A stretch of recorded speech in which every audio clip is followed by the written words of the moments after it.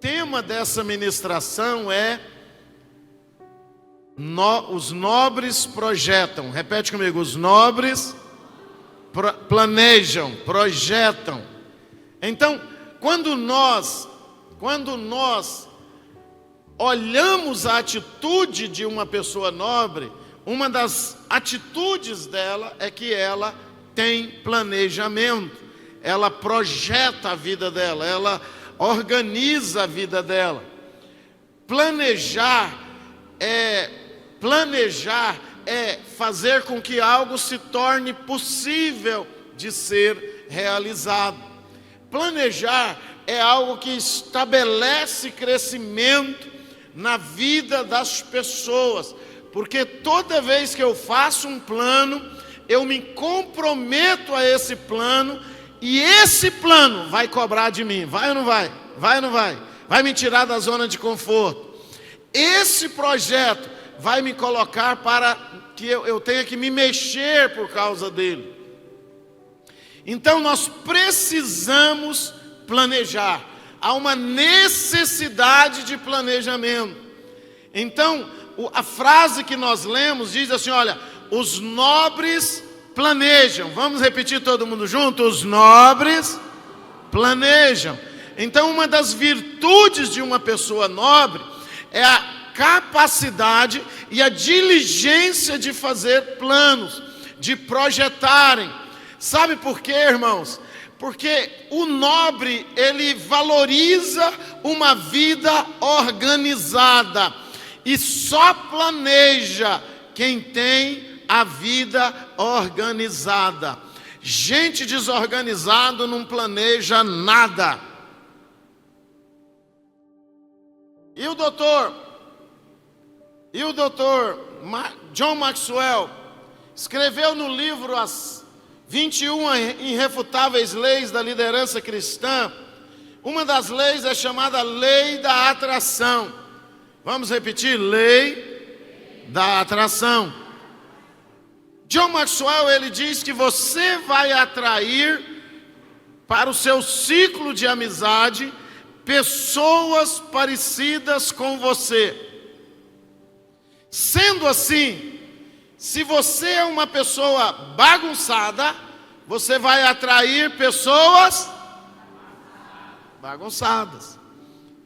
Pastor, então eu não posso reclamar das minhas amizades? Não, porque você faz parte de um ciclo de amizade, de afinidade. Vocês têm afinidades. As pessoas se relacionam mais por afinidade do que por qualquer outra coisa. Mas o contrário também é verdadeiro. Se você é uma pessoa organizada, diligente, você vai atrair pessoas organizadas e diligentes. Pastor, qual é a diferença de um nobre para um bagunçado? Quando você entra numa roda, presta atenção nessa frase, é muito sério isso que eu estou falando. Quando você entra numa roda de pessoas bagunçadas, geralmente elas estão falando, o assunto delas é a vida de outra pessoa. Elas estão falando de pessoas. Elas estão falando da vida de outras pessoas. Mas quando você entra numa roda de pessoas nobres, quantos nobres eu tenho aqui? Diga amém. Quando você entra numa roda de pessoas nobres, geralmente os assuntos daquela roda são projetos. Sim ou não? Projetos. Repete comigo: projetos. Aí quando você mistura, que você pega um pouco de gente nobre e um pouco de gente bagunçada e coloca aqui, com 40, 50 minutos de conversa, o bagunçado vai sair e falar: credo, esse povo só fala de dinheiro, só fala de negócio, só fala de construir coisas, eu não aguento isso, que ambição! Meu Deus do céu, tem alguém aqui que fala isso?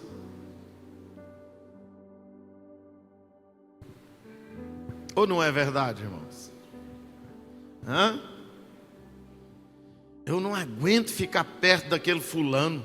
Ele só fala que vai construir isso, que vai fazer aquilo outro, que está orando para Deus dar. Sabe por quê, irmãos? Porque quem não sonha não suporta ficar perto de quem sonha. E aí entra a comunidade salvos. Na biologia, tem dois termos que definem a formação de uma pessoa, do caráter, da personalidade. São dois termos utilizados. Um deles é fenótipo, o outro é genótipo. Quem já estudou isso? Todo mundo lembra disso, né? Fenótipo e o genótipo. Um deles tem relação com a sua genética. Sua personalidade, sua cor do seu olho, tem relação com a sua genética. Mas o outro termo diz que a formação do seu caráter, a formação da sua personalidade, tem muito a ver com o ambiente que você está inserido. Com o ambiente que você está inserido. E a gente sabe disso, porque se você sai para trabalhar com uma pessoa, com 3 minutos trabalhando com ela, com 5 minutos trabalhando com ela, você vai descobrir se ela foi criada pelo pai, pela mãe ou pela avó.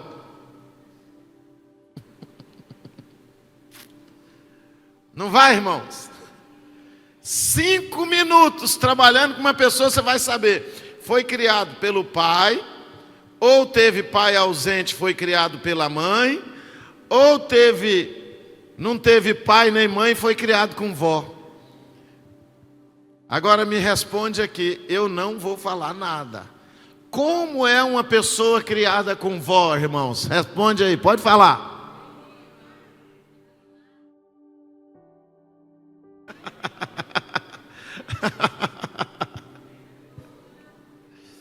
Não, isso é o folclore popular, né? Não deve ser verdade não, né, irmãos?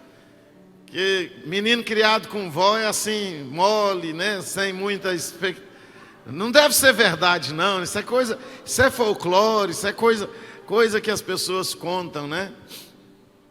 Então, Provérbios 29:18 diz assim, olha, sem direção o povo perece, sem direção o povo perece, sem planos o povo perece. Também, lá no livro de Provérbios 16:9, fala assim, olha, em seu coração o homem planeja o seu caminho, mas o Senhor determina os seus passos. Letra A aí, sem planos o povo perece. O que significa isso? Aonde não tem projeto, as pessoas padecem. Sabe qual é a diferença de uma nação rica, de uma nação organizada para uma desorganizada? A falta de projeto. Pastor, é verdade? É. Aqui no Brasil, por exemplo, muitos projetos que um governo começa, o outro não termina, só de birra, não é verdade? Sim ou não? O governo começa uma ponte, o outro não termina. O governo começa uma rodovia, o outro não termina. Aí daí 3 governos para frente, quando aquele grupo que começou a obra volta para o poder, eles vão lá terminar. Sabe por quê que o povo perece? Por falta de direção. Sabe por que acaba casamento, irmãos? Acaba casamento é quando o marido, quando não há direção no lar. Sabe qual é o problema, às vezes, na criação de filhos? Não é surra, não é disciplina, não é isso, é direção. Aonde não há direção, os filhos andam de zigue-zague. A direção, ela traz estabilidade, segurança, paz de espírito. E, na verdade, a paz está relacionada à direção pessoal que você passa para uma pessoa. Pergunta para as mulheres. Agora nós estamos tendo uma epidemia de mulheres mandando os homens embora. Eu não entendo, porque homem é uma mercadoria que está em falta no mercado. Tem uns rapazes que gostam de beach tênis,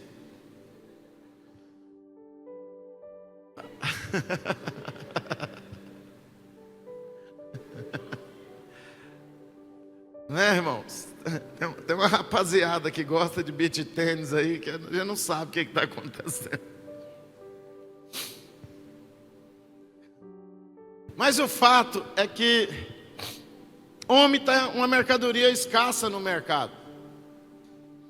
De vez em quando a gente escuta algumas irmãs reclamando aí que está muito problemático conseguir um homem. Mas eu não sei o que está acontecendo, que as mulheres estão tendo a iniciativa do divórcio, e isso tem se tornado cada vez mais comum.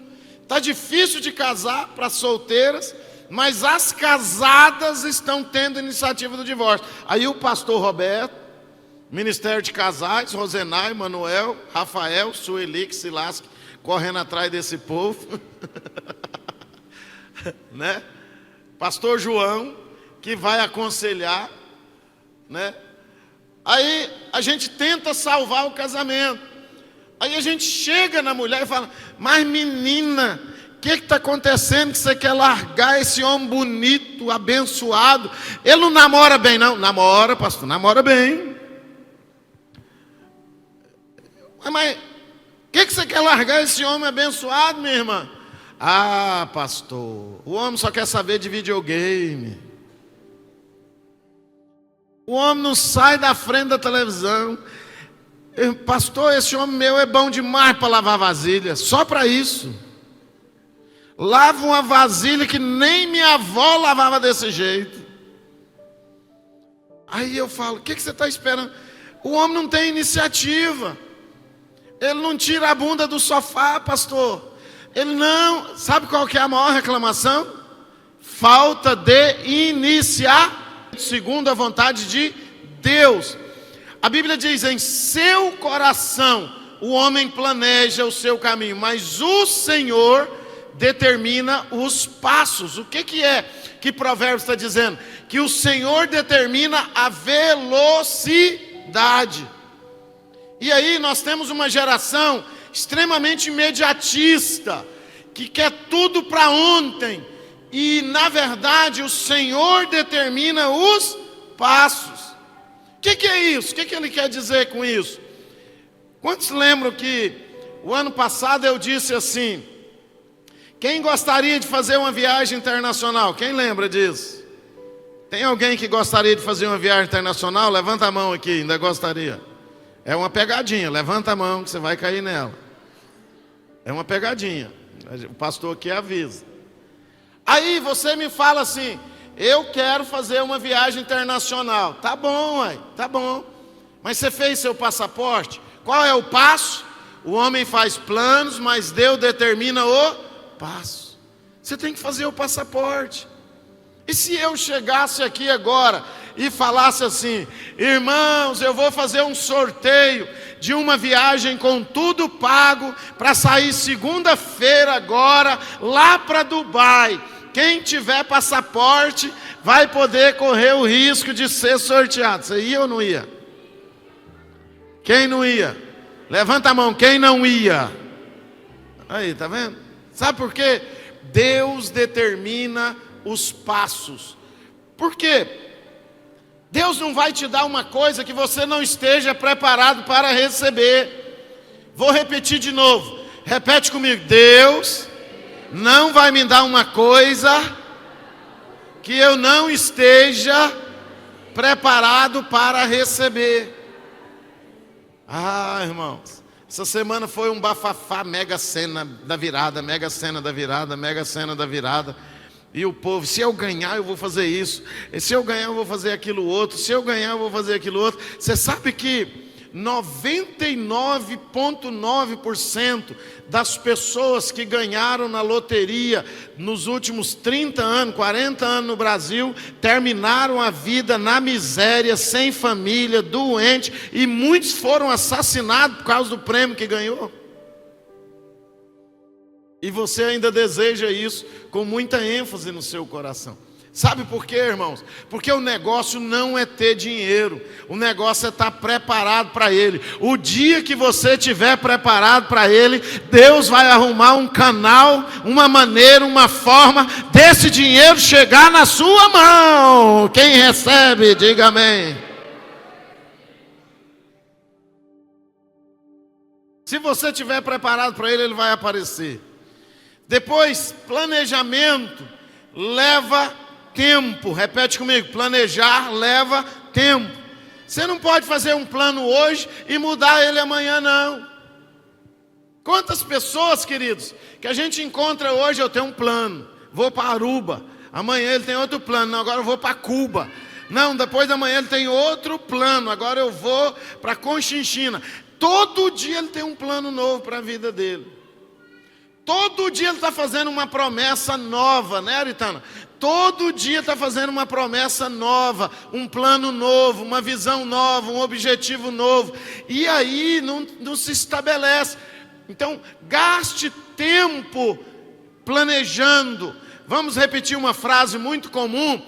O tempo que você gasta amolando o machado não será em vão. Amém, irmãos? Sim ou não? Vamos para frente. Os nobres planejam coisas nobres. Repete comigo. Planejam coisas nobres. O que é um projeto nobre? É um projeto alinhado com a vontade de Deus.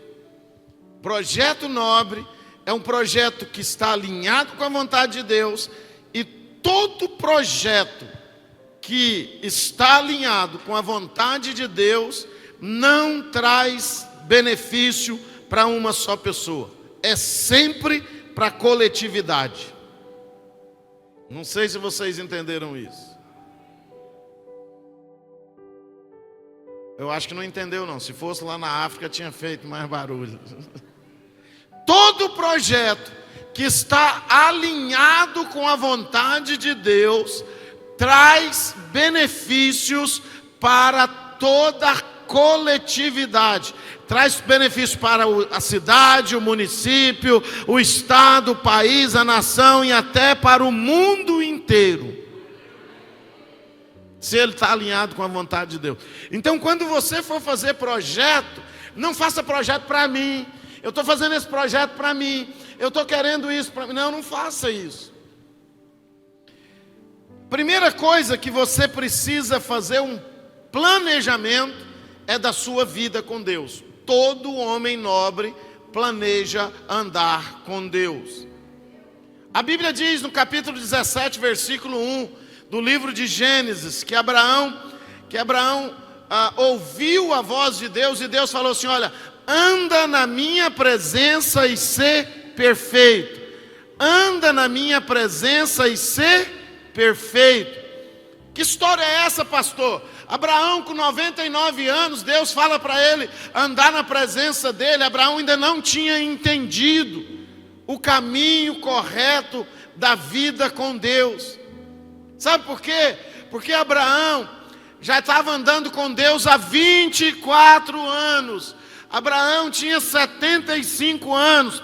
Quando Deus falou para ele: sai da tua terra, sai da tua parentela e vem para um lugar que eu te mostrarei. E nesse texto de Gênesis 17, 1, Abraão estava com 99 anos. Abraão já era dizimista, orava, fazia sacrifício, intercedia por Ló. Ele era um intercessor, ele era um cara que ele já tinha feito muita coisa pela fé. E Deus fala para ele: anda na minha presença. Repete comigo: anda na minha presença. Sabe por quê, irmãos? Um projeto alinhado com a vontade de Deus não sucederá, não alcançará sucesso fora da presença de Deus. E você precisa planejar isso, planejar o seu tempo de oração, seu tempo de leitura bíblica, seu tempo de vir para a igreja. Isso é um tempo precioso. Igreja não é um lugar que você vem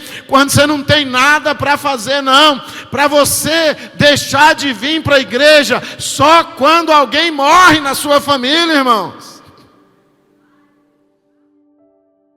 Porque quando você entende que o que significa andar com Deus é a situação de maior segurança que você vai encontrar na sua vida. Porque a minha Bíblia diz assim: o Senhor é o meu Deus, é o meu refúgio, a minha fortaleza e o socorro bem presente na hora da angústia.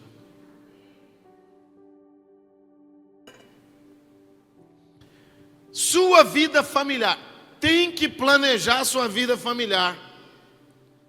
Tem gente que casa de qualquer maneira e continua casado de qualquer maneira, não faz um planejamento familiar. A Bíblia diz em Mateus 7, 24 ao 25: portanto, quem ouve estas minhas palavras e as pratica, é como um homem prudente que construiu a sua casa sobre a rocha. Caiu a chuva, transbordaram os rios, sopraram os ventos, deram contra aquela casa e ela não caiu, porque tinha seus alicerces na rocha. Agora, olha para mim aqui. Be attention, please. Você faz curso para ser motorista, faz curso para digitar no computador, faz curso para ser um pedreiro, para ser um eletricista, para ser um mestre de obra. E aí quando vai precisar de fazer um curso de casais, o Ministério de Casais tem que estar correndo atrás de você. Ah, cria tipo, irmão. Vá te lascar. Pelo amor de Deus. O que você quer com um carro novo se você não tiver uma mulher para pôr dentro? O que você quer com a casa bonita se você não tiver uma mulher para te dar uma meia dúzia de barrigudinho? Você vai passear na Itália com quem? Se a Itália, a gente tem que ir com um casal, lá é romântico, é Romeu e Julieta lá. O que você quer fazer na Itália sem uma mulher do lado, sem um homem do lado?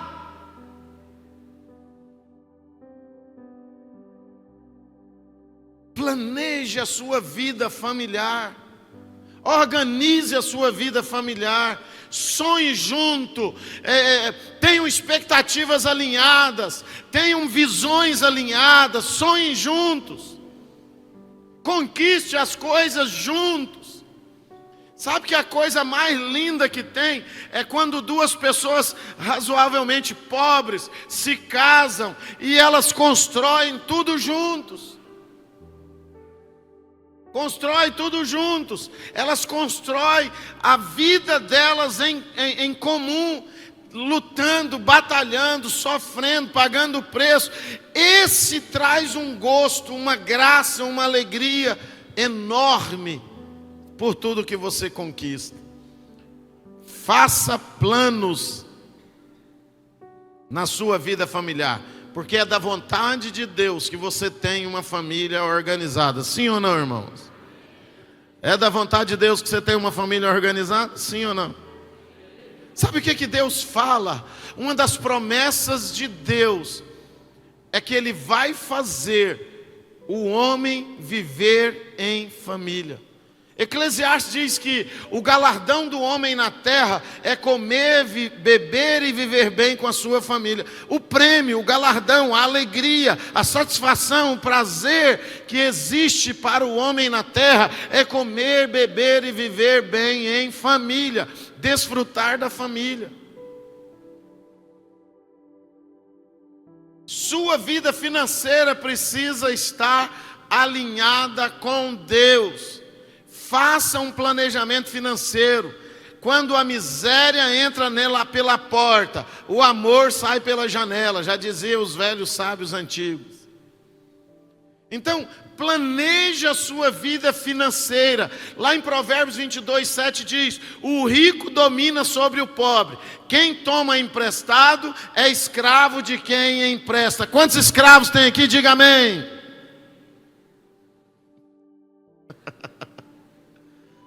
Por que é importante planejar a sua vida financeira? Quantos querem paz aqui? Levanta a mão. Quantos querem paz? Tem jeito de ficar em paz com aquele mundaréu velho de carnê batendo na porta de duplicata? Tem, irmãos? Tem jeito de ficar em paz? Não tem. Quantos querem paz? Eu quero paz, mas não tem como ter paz. Sabe por quê, irmãos? Você acorda amanhã, muitos irmãos vão levantar cedo. A primeira coisa que vai olhar é uma lista de coisas que tem para pagar. Não seja preguiçoso, repete comigo, não seja preguiçoso. A vida financeira do preguiçoso é problemática. É problemática. Observe a formiga, preguiçoso. Reflita nos caminhos dela e seja sábio. Ela não tem nem chefe, nem supervisor, nem governante. E ainda assim armazena as suas provisões no verão. E na época da colheita ajunta o seu alimento. Provérbios capítulo 6, versículos 6 e 8. Planeje a sua vida financeira para você se tornar uma pessoa generosa. Repete comigo, generoso, generosa. A generosidade é a maior fonte de prosperidade que existe na face da terra. Como assim, pastor? É Deus é quem fala isso. Boa medida, recalcada, sacudida, transbordante. À medida com que você medir, você será medido. Aquele que semeia pouco, pouco também ceifará. Então, coloca no seu coração. Eu leio vários livros seculares. E eu li um livro chamado As Leis do Triunfo, do Napoleão Hill. E o Napoleão Hill diz que uma das marcas de sucesso dos caras mais ricos do mundo é que eles doam muito. Eles doam muito. Pastor, eles creem em Deus? Nem sempre. Alguns sim, outros não. Alguns são ateus, e ainda que sejam ateus, são dizimistas na igreja. Oferece ajuda aos pobres, estende a mão aos necessitados, cuida das pessoas que estão necessitadas, acalenta o que está com frio. Então, por que você imagina? A Bíblia diz em Provérbios 11, 25, o generoso prosperará. Repete comigo, o generoso prosperará. Quem dá alívio aos outros, alívio receberá. O generoso prosperará. Quem dá alívio aos outros, alívio receberá. Aí você que decide. Quais os 3 pilares de um bom planejamento financeiro? Tire uma parte da sua renda para despesas de família. Tire uma parte da sua renda. Não tenha despesa ilimitada na sua família. Não faça isso. Não faça isso. Eu faço o que eu quero, eu vou onde eu quero, como no restaurante que eu quiser. Não faça isso. Faça com que você tenha um orçamento. Eu posso gastar tanto. Pastor, eu ganho 10 mil, eu posso gastar os 10 mil no orçamento familiar? Não. Segundo os especialistas em finanças, a sua despesa de família nunca deverá passar de 80% da sua renda. Quando muito, 80% da sua renda. Por quê? Porque você precisa guardar um pouco para o dia mau. Então, os especialistas dizem, gasta 80%, põe 10% em investimento, poupança, ações, fundo imobiliário, casa, carro. Carro não é investimento, agora eu vou falar sobre isso. E 10% guarda para as contribuições. Os mais organizados trabalham para contribuir mais de 10%. Eu quero chegar à graça de Deus de contribuir com 20% da minha renda. Já está quase chegando, falta só um pouquinho. Talvez no final desse ano eu vou estar contribuindo com 20% da minha renda, para a glória do Senhor. Por quê? Porque a formiga guarda para o verão e você não guarda. Você não faz a sua poupança, você não se organiza. Investimentos. Aí você precisa saber o que é investimento e o que não é investimento. Na vida de uma pessoa financeiramente organizada, ela nunca gasta dinheiro à toa. Tudo para ela é investimento. Como assim, pastor? Eu aprendi isso com um rapaz lá no Rio de Janeiro. Ele mexe com festa, igual a Marta. Trabalha com festa.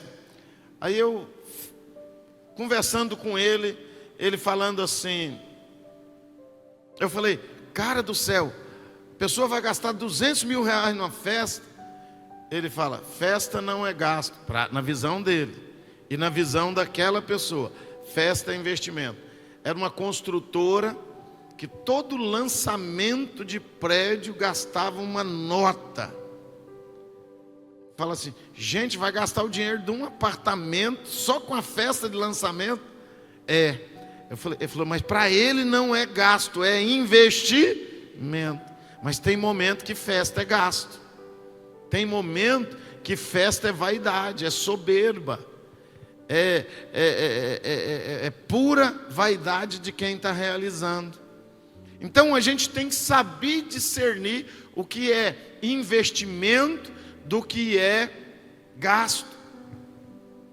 Eu trabalho com compra e venda de imóveis. E muitas pessoas têm vontade de ter uma casa própria. Vive pagando aluguel e tem vontade de ter uma casa própria. Sim ou não, irmãos? Quem já sonhou com a casa própria aqui? Levanta as mãos. Quem ainda não tem e sonha com a casa própria?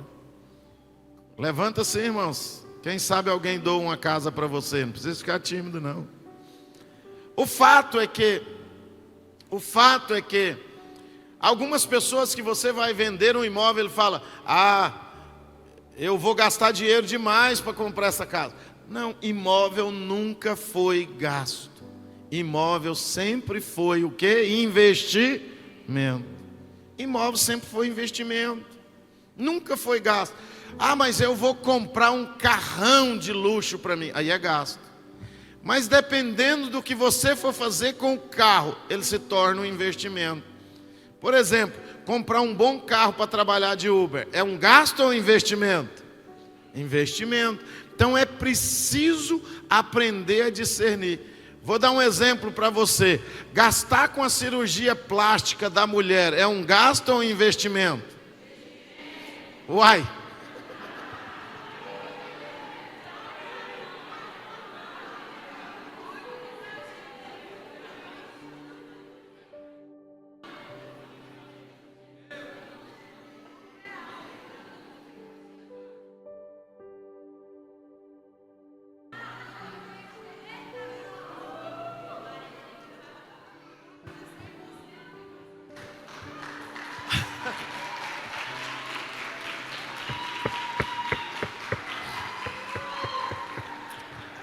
A irmã aqui diz que investir numa cirurgia plástica é lucro de 100%.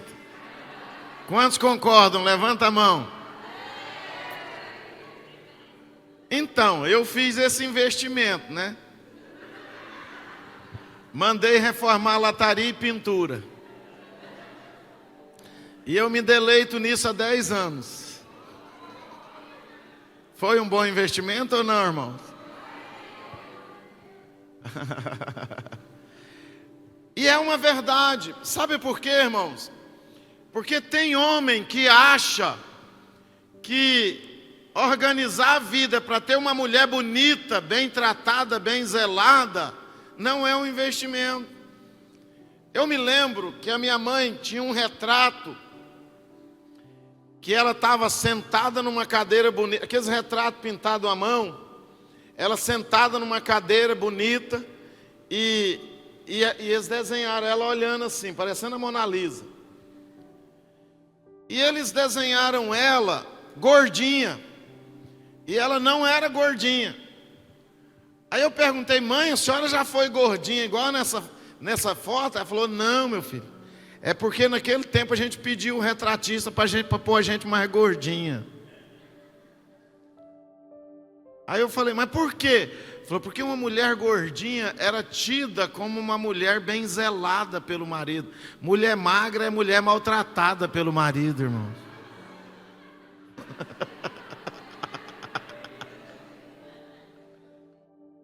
É mulher que o marido não tinha dinheiro para comprar comida. Era a estética da época, porque muda a estética da época.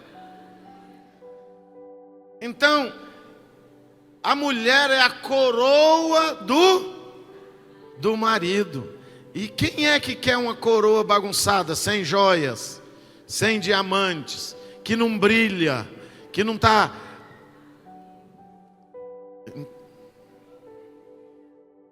Então fala para o irmão que está do seu lado assim: investir na sua esposa não é gasto, é investimento.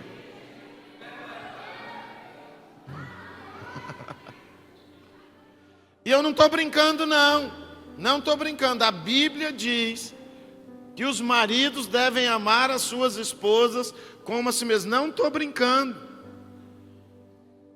Eu mais a minha esposa estava passeando lá em Dubai, naquele shopping, maior shopping do mundo lá de Dubai. Nós estávamos passeando, gastando dinheiro para variar. Não era investimento, era gasto lá. Perfume, badulaqueira era gasto. Aí uma pessoa que mora lá em Dubai, que estava com a gente, estava explicando como que funcionam as coisas lá. Aí passava umas mulheres com aquelas burcas, e de acordo com o modelo da burca, a gente sabia a capacidade financeira do homem.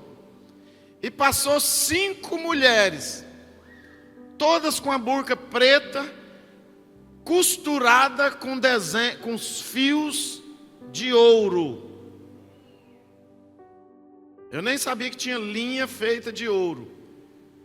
Aí ela falou: aquelas ali, ó, elas estão usando a mesma roupa, e todas as roupas delas é costurada com fio de ouro.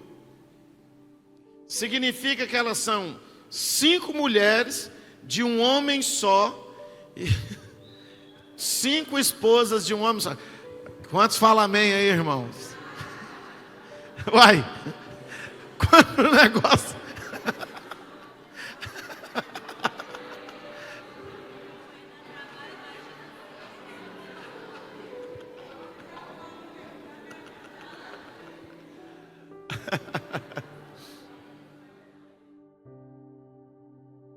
Os irmãos não vão falar glória a Deus, não? Olha para o lado assim, irmão, não deixa a esposa escutar e fala: ô glória.